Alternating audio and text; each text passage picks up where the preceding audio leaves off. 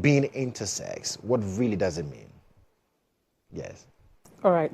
When we talk XXX or XO, so these are the variations in sex characteristics that we are talking about. Okay. And are there challenges that intersex people face in Ghana? Yeah. There are a lot of challenges intersex persons face in Ghana. From the day they are born until they die. Wow. Because traditionally, intersex is seen as a bad omen, a curse, or maybe a spiritual punishment to a family. So when a child is born as intersex is not just a one-fit-all situation. Somebody can be born and then it is visible at birth that the person is intersex, because the person might be born with a genitalia which is not clear as to whether the person has male genitals or female genitals. Sometimes it is very ambiguous and you cannot tell if the person is male or female. Other times a person can be born and then the person may have both male and female sex organs. So as a result, the family may attribute it to maybe a curse or a bad omen or something. So most of the time, such children are subjected to infanticide. They are killed.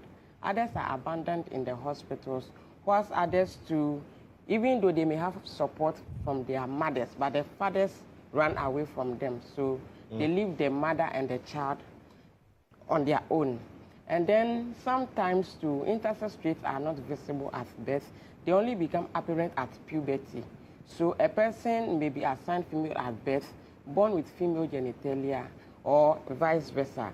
And when the person grows to puberty, they do not exhibit or develop secondary sex characteristics that align with the sex with which they were born. Assigned at birth? Yes. So a female child who was born and raised female may grow into puberty and will never develop breasts, may never see her menses, will develop masculinity, body and facial hair. So everything about the person may become masculine, but the person's sex at birth is female.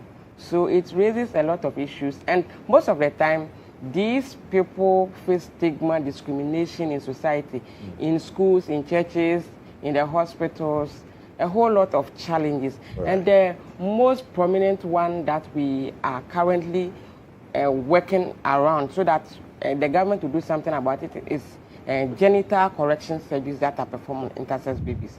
Because some intersex people are born with ambiguous genitalia, doctors and parents are forced, because we live in a binary world where everything is specified male or female. So if it is not clear at birth, then the child is subjected to medically unnecessary surgeries. We call it medically unnecessary because the child can still live a normal life without those surgeries. So the child is subjected to those surgeries to conform their body to either the male or female binary.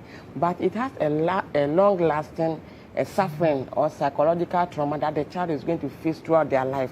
So the challenges are many, but maybe because of our time, let me leave it here. Absolutely. Yeah. Well, so one of the key things is also the fact that there's a law that we are looking at promulgating. How does that affect the intersex society or the persons who are regarded as intersex? Okay, thank you very much.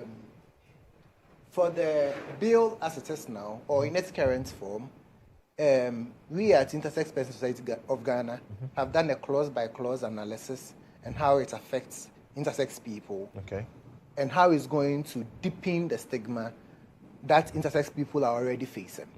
So for time, I'll take about just 4 clauses. Then we discuss, juxtapose it with constitutional provisions. So when you take clause 1 lists the identities that the bill is supposed to incriminate. It leaves out intersex as an exception, but goes to say that people like transgender people who go and do gender correction surgeries is criminal, but for intersex it is an exception. That is to say that we are still standing by the binary of male-female. So if you have a child, do a surgery, which goes against Article 28.4. That says that a child is not supposed to be put under these situations on the reasons of sex, race, ethnicity, and all of that. So for the mere fact that somebody has an ambiguous genitalia, and at age 1, 6 months, 2 weeks, the child is going through such unnecessary surgery, grows up, and the body develops into a different body assigned by the physician or the medical doctor or surgeon then we are into a whole new dimension of what the body is supposed